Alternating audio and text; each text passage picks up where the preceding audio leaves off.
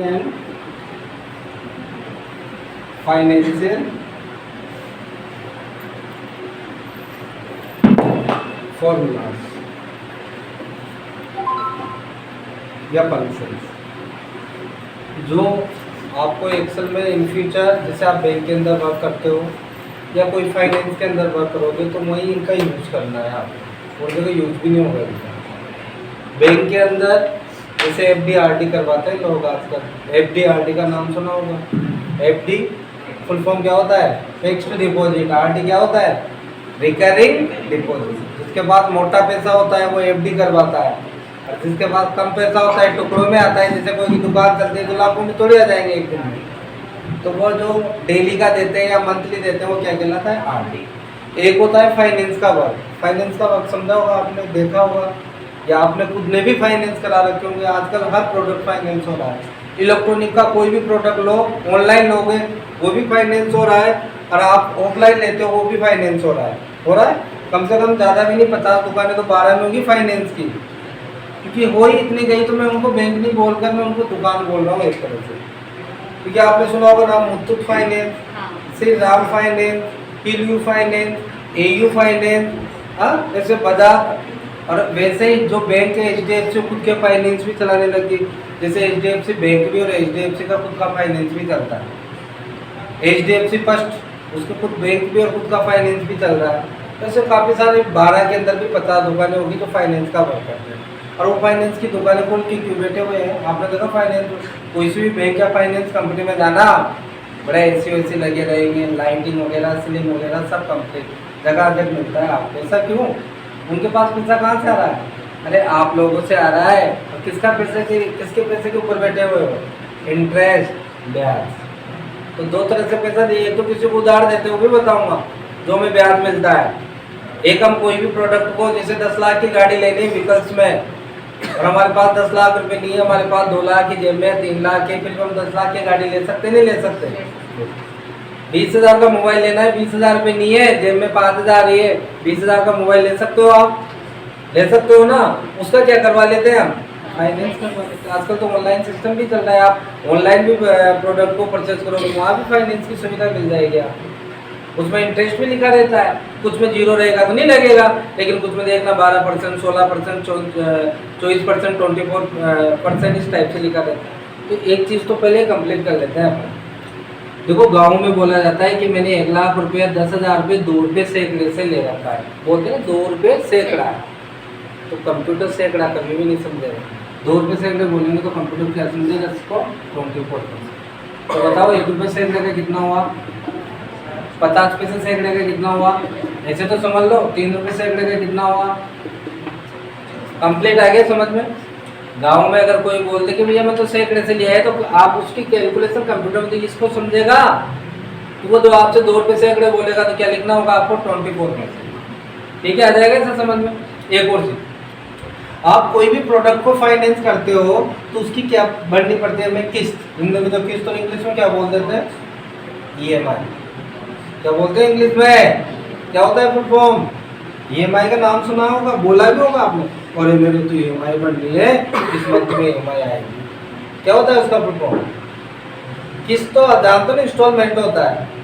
EMI का full form होता है ईजी मंथली इंस्टॉलमेंट। क्या होता है? Easy monthly instalment.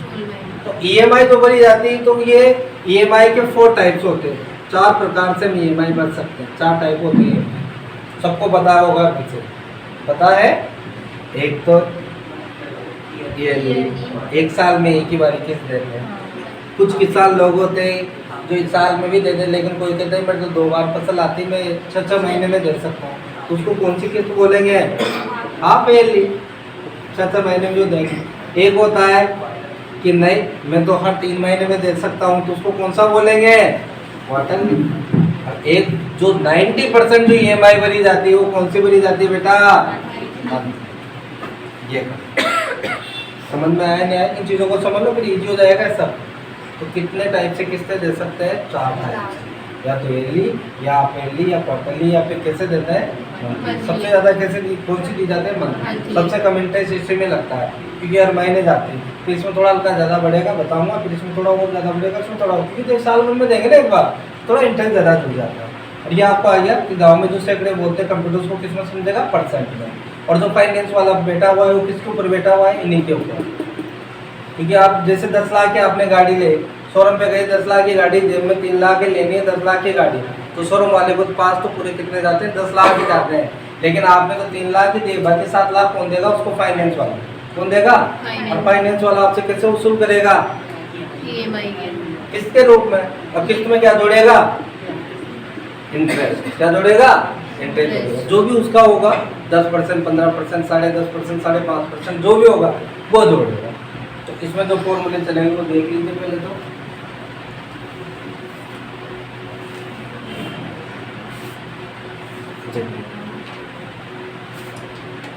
बैंक के लिए तो चलेगा FD एंड RD, ये फॉर्मूला नहीं है। FD वो RD तो अपन कैलकुलेट करेंगे, और ये फॉर्मूला इनका जो चलेगा किससे निकलेगी, FD RD वो निकलेगी A to B से, फ्यूचर वैल्यू। फुल फॉर्म क्या है इसका, फ्यूचर वैल्यू।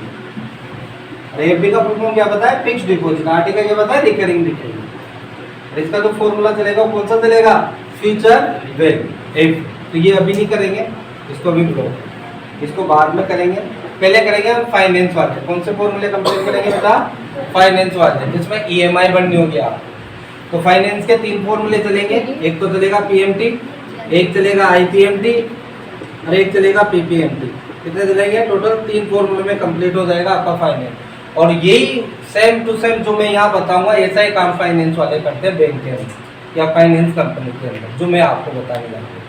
PMT का फुल फॉर्म होता है पेमेंट। क्या होता है बेटा, फॉर्मूला तो PMT, नाम है इसका पेमेंट।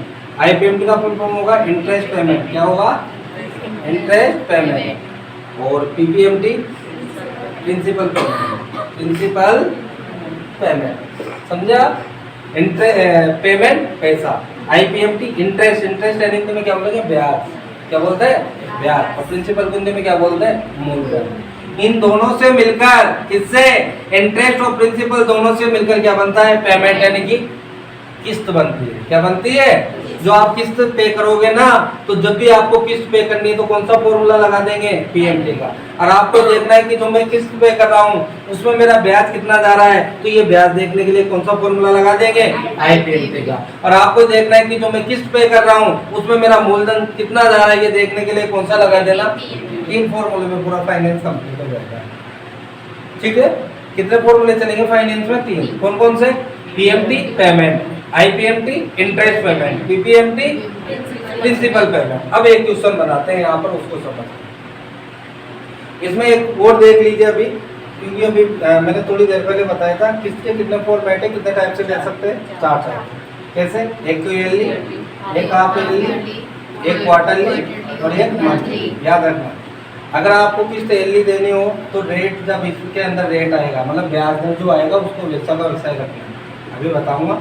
अगर आप ईयरली देनी है तो इसमें जो रेट आएगा वो अपनी तरफ से डिवाइड बाई 2 करना होगा। कितना करना होगा, ये करना ही है, फिक्स मान लो इसे। और जब भी आपको क्वार्टरली देनी है तो जो रेट आएगा वो अपनी तरफ से इसको डिवाइड बाई 4 करना होगा। कितना करना होगा।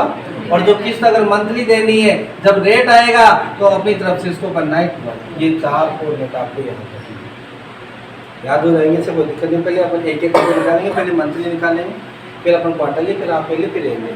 एक साथ सभी को मिक्स नहीं करेंगे तो समझ में नहीं आएगा। आपको 4 फॉर्मेट याद रखने होंगे भाई। किस कैसे भी दे, अगर मंथली दे रहे हैं तो जब भी रेट आएगी उसमें कितने का भाग दे देना, 12। क्वार्टरली कितने का भाग दे देना रेट में, 4 का। हाफ ईयरली में कितने का भाग दे देना रेट में, और ईयरली में किसी का भाग नहीं देना। ये 4 फॉर्मेट याद रखिए ना, जिसमें आपका ये। अब देखिए फॉर्मूले कितने लगेंगे, 3। किस्त के लिए कौन सा लगाना है, PMT का। ब्याज के लिए कौन सा लगाना है, मूलधन के लिए कौन सा लगाना है, इसमें अपना FD RD रख सकते।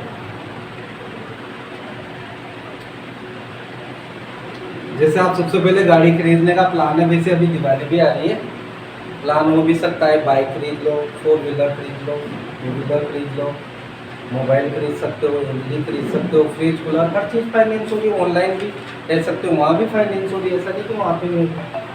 तो जैसे 4 व्हीलर का ले लेते, शोरूम पे गए, फाइनेंस वाला करेगा ये काम। तो शोरूम वाले ने तो बता दिया भैया मेरी 5-10 लाख की गाड़ी है, जो भी है आपको रोकना है कोई, तो कार का अमाउंट फाइनेंस वाले के पास जाएंगे ना, फिर 10 लाख नहीं है जेब में, कार का अमाउंट कितना है, कार अमाउंट कितना है, कार का अमाउंट वो यहाँ लिख दो।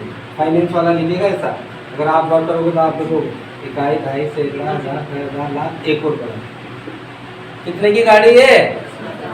अब आपको पता है कि जो कस्टमर देता है उसको बोला जाता है डाउन पेमेंट, क्या बोला जाता है, डीपी। ऐसा नहीं है तो जेब में 1 रुपये नहीं है और चलिए 10 लाख की गाड़ी लेंगे, फाइनेंस तो हो जाएगा लेकिन किस्त कितनी बड़ी बनेगी फिर आपके, और किस्त भी बनेगी, ब्याज भी ज़्यादा जुड़ेगा। तो जितना डाउन पेमेंट बढ़ा के दो वो अच्छी बात है, क्योंकि उसमें इंटरेस्ट भी कम लगेगा और जो आपकी किस्त है वो भी कम बनेगी ये गाड़ी। जैसे मैंने कहते भैया मेरे जेब में तो 3 लाख रुपये ज़्यादा में दे देंगे, कितना देना है मेरे को डाउन पेमेंट, 22 लाख 10 लाख ये उल्टा काम हो जाएगा। गाड़ी है 10 लाख की, कस्टमर के पास कितना है, वो तो बोल देगा, फाइनेंस वाला पूछेगा कितनी गाड़ी लेनी है, कस्टमर बोल देगा 10 लाख की लेनी है, कौन सी आ रही 10 लाख की, जो भी आ रही है बलेनो वगैरह जो भी आ रही है वो लेनी है, आप ब्रेजा आ रही है, ठीक है। उसके बाद डाउन पेमेंट कितना दो, कस्टमर फाइनेंस वाला पूछेगा कि सर अभी कितना दोगे, कि मैं 3 लाख दूंगा, तो वो क्या कर लेगा, डाउन पेमेंट में 3 लाख ले लेगा। और ये वो होता है इंटरेस्ट रेट, ब्याज दर, रेट लिखा है, रेट हिंदी में क्या होता है, दर, क्या होता है हिंदी में, दर। अब दर तो वो जो फाइनेंस वाले की वो लिखेगा इसे, आप वो कहेगा 13%, आप कहोगे 12%, लो ऐसा थोड़ा होता है, जो कंपनी ने फिक्स कर रखा है वो ये, चाहे आप मिलने वाले हो तो उसने बोल दिया कि मेरे यहाँ पर 12% का सिंबल लगाना कंपल्सरी है, कि मेरे यहाँ पर आप कोई भी गाड़ी कोई भी विकल्प फाइनेंस करोगे तो कितना ब्याज जुड़ेगा उसमें, 12%। गाँव में क्या बोलेंगे, बोलो बोलिए भी, 1 रुपये से 1 बोला ना भी, थोड़ी देर पहले मैंने इनको समझा दिया था, 12% उसका इंटरेस्ट है। अब जो किस्त देनी है वो कैसे देनी है, किस्त के फॉर्मेट होते हैं 4, मंथली, क्वार्टरली, हाफ ईयरली या ईयरली, कैसे देनी। फिलहाल मैं किसकी बता रहा हूँ, तो ये तो मंथली निकाल, मैं जॉब करता हूँ, मंथली पैसा आता है, जो बचेगा देंगे आपको, ठीक है। कितने मंथ तक किस्त पे करना चाहते हो, 1 साल के लिए, 2 साल के लिए, 3, 4, 5, 7, 10, 15, 20, 50 जो भी है, इतना तो नहीं बढ़ते, 5 तक लास्ट है, 10 तक लास्ट है, 5 साल। कितने साल में किस्तें देनी है, मैंने 5 साल लिखा दिया। अरे यार मंथली दे रहा हूँ ना, तो 5 की कितने हो गए, 60 मंथ ही तो होंगे ना, 1 साल में 12 महीने होते तो 5 साल में कितने हो गए, 7 महीने, यानी कि किस्तें देनी। हर महीने किस्त तो सेम आएगी, लेकिन हर महीने इंटरेस्ट चेंज होगा, हर महीने प्रिंसिपल चेंज होगा, वो भी मैं आपको बताऊंगा। ये फॉर्मेट बना दिया फाइनेंस वाले। अब इसकी कैलकुलेशन करनी है, निकालनी है क्या, ईएमआई, किस्त निकालनी है ना, और जब भी किस्त निकालनी है तो इक्वल उसके लिए फॉर्मूला लगेगा ईएमआई, क्या लगेगा, ब्रैकेट ओपन करना इसको मैं, ठीक है। यहाँ पर आपको आर्ग्यूमेंट मिलेगा, सबसे पहले रेट, क्या मिलेगा, फिर मिलेगा नेपर, एनपीआर, फिर मिलेगा पीवी, और 2 और मिलेंगे, 2 भी नहीं बता रहा मैं, उनको यूज भी नहीं करेंगे, बाद में यूज करेंगे बैंकिंग के पेड। 3 आर्ग्यूमेंट को समझ लो, 3 मिलेंगे अभी आपको मान लो। आप इक्वल पीएमटी लिखोगे, रेट, रेट को हिंदी में बोलते हैं दर, क्या बोलते हैं, एनपीआर, एन का मतलब होता है नेट और पर का मीन्स होता है फुल फॉर्म पीरियड, पीरियड यानी होता है बेटा समय, यानी कि नेट पीरियड हिंदी में बोलेंगे तो कुल समय, नेट पीरियड को हिंदी में क्या बोलेंगे, कुल समय। पीवी प्रेजेंट वैल्यू हिंदी में बोलेंगे वर्तमान मान, वर्तमान वैल्यू, वर्तमान मान, इंग्लिश में क्या बोलेंगे, प्रेजेंट वैल्यू। ये 3 के हिंदी में समझ लो। अब अपन क्वेश्चन करना स्टार्ट करो। कैसे देनी है किस्त, तो मैंने थोड़ी देर पहले बताया था, मंथली देते तो रेट को कितने से डिवाइड करेंगे बताओ, वेरी गुड। और क्वार्टरली देंगे तो रेट को कितने से डिवाइड करेंगे, 4 से। आप ईयरली देंगे तो रेट को कितने से डिवाइड करेंगे, ईयरली देना है तो क्या करेंगे, कुछ भी नहीं करेंगे, ऐसा कर सकते। अभी थोड़ी देर पहले बताया ना ये फॉर्मूला। अभी तो फिलहाल तो मंथली है, इनका तो ये नहीं, ये वाला है, ठीक है। ये आएगा, रेट को क्या बोलेंगे, नेपर को क्या बोलेंगे, कुल समय, नेट पीरियड, पीवी को क्या बोलेंगे, प्रेजेंट वैल्यू, वर्तमान वैल्यू। अब इनका किस टाइप से इनका डाटा रखना है इसके अंदर, वो यहाँ पर प्रैक्टिकल करेंगे। और हमारे पास जो आएगा निकल के, वो क्या आएगा बेटा, ईएमआई आएगा, यानी कि हिंदी में क्या बोलेंगे, किस्त आएगा। फिर कस्टमर काफ़ी सारे चौथले करता है बाद में, किस्त ज़्यादा आएगी, कहेगा ज़्यादा नहीं दे सकता, इतना तो मेरी बचत ही नहीं है, फिर वो बोलेगा फाइनेंस वाला कि आप इतनी किस्त नहीं दे सकते, तो फिर अभी डाउन पेमेंट ज़्यादा करो, तभी तो कमाएगी भाई। या फिर गाड़ी इतनी महंगी मत लो, अल्टो से काम चला लो, 5 लाख ही ले लो भाई। जो इंटरेस्ट रेट है 12% वो तो ये रहेगा, इसके साथ समझौता कर सकता है क्या?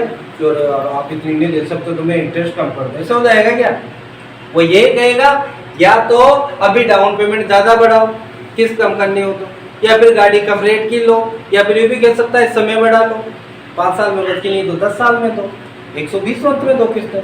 अब जितना ज़्यादा लंबा किस्त होगी उतना इंटरेस्ट ज़्यादा बढ़ेगा, याद रखना। ये भी आपको मैं टोटल करके बताऊंगा, कैलकुलेशन बताऊंगा पूरी इंटरेस्ट की, ठीक है? तो हम इसी क्वेश्चन पे करते हैं स्टार्टिंग, इसी पे करते हैं, है ना?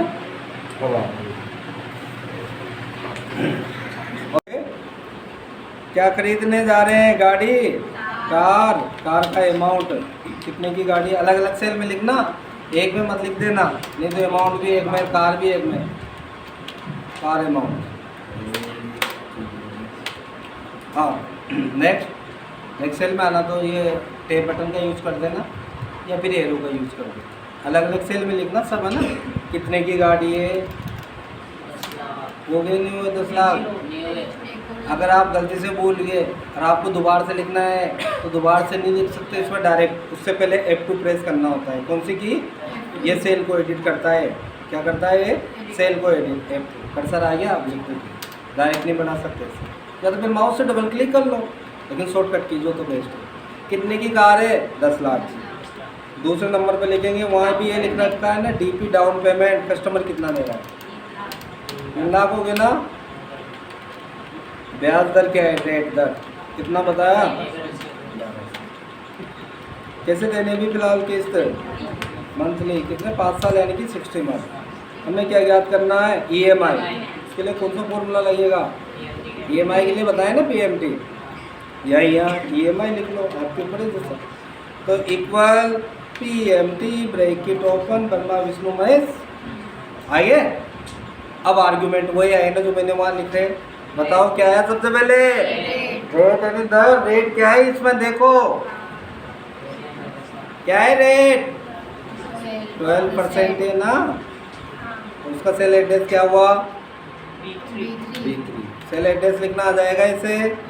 अब ये बताओ किस्त मंथली है, क्वार्टरली है, ईयरली है, कैसे है? तो रेट में कुछ हलचल करे क्या? कुछ करें? मैंने लिख के बताया क्या करें? डिवाइड बाय करो, ये अपनी तरफ से लिखना है, इसी को मत भूल जाना और सबको भूल जाना। जब भी मंथली पे करना हो तो कितने से डिवाइड कर देना? अपनी तरफ से। वो नहीं कहेगा आपसे भाई इसमें इसको डिवाइड करो। अब उसके बाद काम खत्म, तो कोमा है, रेट के बाद एक कोमा लगा। देखो अगला नेक्स्ट आर्गुमेंट हाईलाइट हो गया ना। ने पर कुल समय क्या है? 10 लाख तो नहीं हो सकता, समय क्या है? 60 मंथ। सेल एड्रेस क्या है? बिफोर। समझ में आया नहीं आया? आ गया ना? कोमा, काम खत्म। अब तीसरा क्या है? PV, प्रेजेंट वैल्यू, वह वैल्यू जिस पर किस्त बनेगी। अरे किस्त कितने पे बनेगी? 10 लाख की गाड़ी है, 3 लाख कस्टमर फर्स्ट में दे रहा है, तो बचे कितने? 7 लाख। यानी कि फाइनेंस वाले ने शोरूम वाले को कितने दिए? 7 लाख ही दिए ना। किस्त तो 7 पे बनेगी ना कि 10 पे बनेगी? तो 10 पे बनेगी तो क्यों दे रहे हैं? 3 लाख भी काम ले लेंगे। तो 7 पे बनेगी तो 7 लाख नहीं है ना, दिख रहे कि 7 लाख है। उसको 7 लाख कैसे बनाए? बनाने का सबसे अच्छा तरीका है B1 माइनस होता है इसमें कीबोर्ड में माइनस।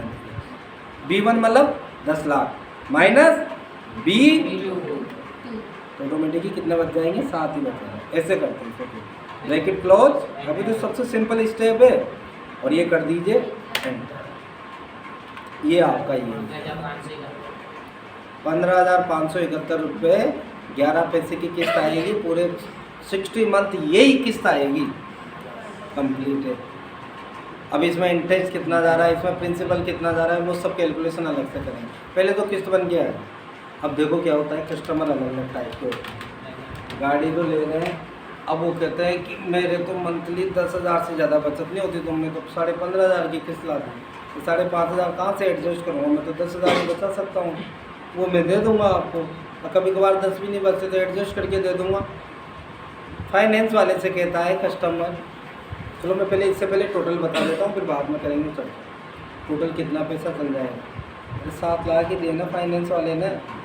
देखो ना फाइनेंस वाले की कैसे एसी लगी रहती, कैसे सीलिंग हुई रहती है उनकी, कैसे जगह तक रहती है चेयर वगैरह, वो इससे रहती। अभी देखो कितने दिए थे फाइनेंस वाले ने, 7 लाख। एक महीने की किस्त कितने आई, 15,500 की समथिंग आ रही ना। इक्वल इसका सेल एड्रेस बता दो क्या है, कितने महीने तक देंगे ऐसी किस्तें, 60 मंथ पूरा। तो उसका सेल एड्रेस दे दो या फिर मल्टीप्लाई कर लो डायरेक्ट। उसको मल्टीप्लाई का सिंबल ये होता है हिस्टेरिक इसमें, नहीं तो आप मल्टीप्लाई ढूंढते रहो, नहीं मिलेगा कभी भी। B4 आ गया, ये समझ में आया नहीं आया, आ गया ना, कर दो एंटर। इतने पैसे कमा लेगा आपसे भाई, 7 लाख तो देने ही है, तो वो 7 लाख की जगह कितने ले लेगा आपसे, किस्तों के रूप में कितने वसूल कर लेगा, 9,34,007 यानी कि 2,34,266 रुपये ब्याज का ले लेगा आपसे किस्तों में। आपको पता ही नहीं चलेगा इससे, 12% पे है तो ज़्यादा भी नहीं है। फिर फाइल चार्ज वगैरह तो एक्स्ट्रा ही रहता है, ये तो वो है जो उसका इंटरेस्ट है मेरा। अब क्या होता है, चलो ये तो जो भी है ठीक है, इसको तो मैं भी डिलीट भी करूँ नहीं करूँ। कस्टमर अलग अलग टाइप के होते हैं। कस्टमर कहते हैं कि यार ठीक है सब कुछ है, लेकिन मैं किस्त जो है मैं 10,000 ही दे पाऊँगा, मैं कितने दे पाऊँगा। तो फिर फाइनेंस वाला क्या कहेगा कि ठीक है सब 10,000 दे दो। तो या तो अभी मंथ की संख्या बढ़ाओ, क्योंकि इसमें समझौता नहीं होगा, याद रखना। या तो अभी मंथ की संख्या बढ़ाओ, या अभी डाउन पेमेंट की संख्या बढ़ाओ, मतलब संख्या क्या, डाउन पेमेंट बढ़ाओ, या बेकार कम रेट वाली लो। कुछ तो होगा कि ठीक है मैं डाउन पेमेंट और करूँगा। क्या बोला कस्टमर ने कि डाउन पेमेंट और ज़्यादा बढ़ा दूंगा, लेकिन किस्त 10,000 की आनी चाहिए ना, 1 रुपया ऊपर ना नीचे। कितने की आनी चाहिए, 10,000। ये सिस्टम भी हटाओ, ये 571 वगैरह इनको कहाँ से दूंगा, 5,000 में हटाओ, 10,000 लो। अब है ना, वो फाइनेंस वाला ऐसे अपने माइंड से तो बता नहीं सकता कि इनको ऐसा करता हूँ मैं 4 लाख बता देता हूँ। जैसे मैं 4 लाख लेता हूँ, क्या ना बेटा 4 लाख हो गया ना। कितने की किस्त आई, कितने की आई, कम आई ना थोड़ी।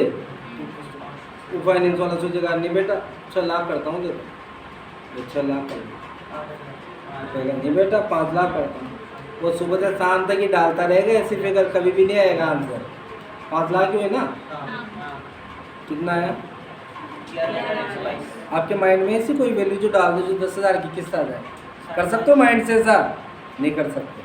सुबह से शाम तक वैल्यू डालते रहो, नहीं आएगा आंसर। उसके लिए एक्सेल में एक कमांड है जिसे बोलते हैं, बड़ा समझदार कमांड है एक्सेल का, बहुत समझदार कमांड है।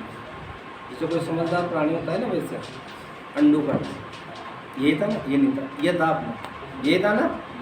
उसके लिए आपको उस कैलकुलेशन के लिए आपको थोड़ा एक्स्ट्रा चलना पड़ेगा, आपको डेटा टाइप में आना होगा। ये बाद में बताऊंगा, लेकिन अभी कहाँ आना होगा, डेटा टाइप में। और डेटा टाइप के अंदर आपको आना होगा डेटा टूल्स वाले ग्रुप के वाटेप एनालिसिस में। कहाँ पे आना होगा, क्योंकि बैंकिंग वाले कोई RSAT वगैरह में नहीं आते हैं। वाटेप एनालिसिस के अंदर आपको आना होगा गोल्डसिक, सबसे समझदार कमांड के नाम से जाना जाता है गोल्डसिक। कौन से कमांड पे आना होगा, गोल्डसिक पे क्लिक करना। इस पर क्लिक करते ही आपसे 3 सेल एड्रेस मांगेगा, 2 तो सेल एड्रेस, 1 वैल्यू मांगेगा। समझिए पहले, सेट सेल क्या लिखा हुआ है, सेट सेल में वह सेल एड्रेस लिखे जो प्रेजेंट टाइम पे आपकी EMI निकल के आ रही है। समझ में आ गया, क्या है इसका सेल एड्रेस बोलो। या तो इस पर क्लिक कर दो, बात ये, या तो इस पर क्लिक कर दो, B5 लिख दो। ये आया नहीं आया समझ में। टू वैल्यू में वह वैल्यू लिखनी है जो आप चाहते हो। 15,000 की जगह कितने आए, कितना चाहते हैं, लेकिन लिखना ब्रैकेट में, ऐसे मत लिखना, नहीं आएगा। कितने चाहते हैं, ये आया नहीं आया समझ में। बाई चेंजिंग सेल में वह सेल एड्रेस देना जिसमें आप चेंजेस चाहते हो। किसमें चाह रहे हैं, किसमें चाह रहे हैं, डाउन पेमेंट में। इसका सेल क्लिक कर दो, आ गया ना, इसमें B2 आ गया ना। अब क्या कर दो, ओ कितने की किस्त है आपके, पूरे 5 साल तक की किस्त आएगी, पूरे 60 मंथ तक, कोई चेंज नहीं होगा। और अभी आपको कितना देना होगा, ये फिक्स ही ये दे दोगे, 5,50,449 रुपये 61 यानी कि 62 पैसे राउंड फिगर में। ये ऑटोमेटिक उसने कैलकुलेशन करके आपको वो कहेगा कि 3 लाख दे रहा था, अब 5.5 में आएगी, इतना नहीं है। अरे तो भाई इतना नहीं है तो फिर क्या कहेगा, भाई मंथ बढ़ा लो। क्या बढ़ाओ, मंथ की संख्या बढ़ा लो, हो जाएगा।